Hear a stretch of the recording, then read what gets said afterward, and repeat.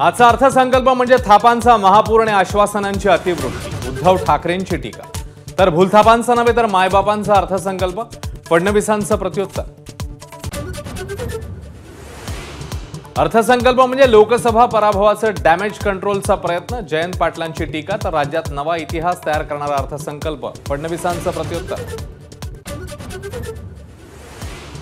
अजित पवारांच्या बजेटमध्ये घोषणांची खैरात। मुंबई ठाणे नवी मुंबई महापालिका क्षेत्रात डिझेल 2 रुपयांनी तर पेट्रोल 65 पैशांनी स्वस्त होणार।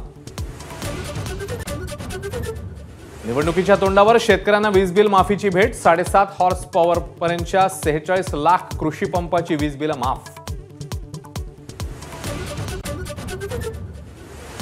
मुलींना व्यावसायिक शिक्षण मोफत। 8 लाखांच्या आत वार्षिक उत्पन्न असणाऱ्या मुलींना लाभ। मेडिकल, इंजिनिअरिंग, कृषी अभ्यासक्रम मोफत शिकता येणार।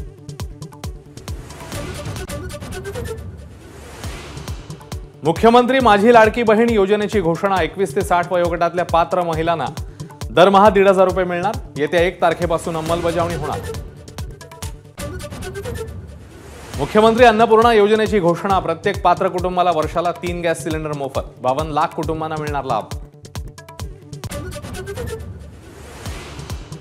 पंढरपूर वारीचा वर्ल्ड हेरिटेजसाठी युनेस्कोला प्रस्ताव। मुख्य पालख्यांमधील दिंडींना प्रतिदिंडी 20,000 रुपये जाहीर। वारकऱ्यांना पालखी मार्गावर मोफत तपासणी, उपचार।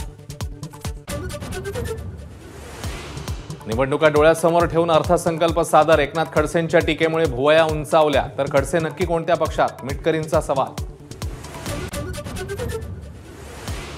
अजित पवार भाजप सोबत आल्याचा निर्णय जनतेला पटलेला नाही। भाजप आमदार सुरेश धस यांचं विधान। तर राष्ट्रवादीच्या अमोल मिटकरींचाही पलटवार। महाराष्ट्रामध्ये ड्रग्ज घेणारे, विकणारे कोणालाही सोडणार नाही। मुख्यमंत्री एकनाथ शिंदेंचा इशारा। संपूर्ण राज्यात बुलडोझर, जेसीबी लावून ड्रग्जचं रॅकेट उद्ध्वस्त करणार, मुख्यमंत्र्यांची ग्वाही। संत तुकाराम महाराजांच्या पालखीचं प्रस्थान। आजचा मुक्काम देहूमधल्या इनामदार वाड्यात।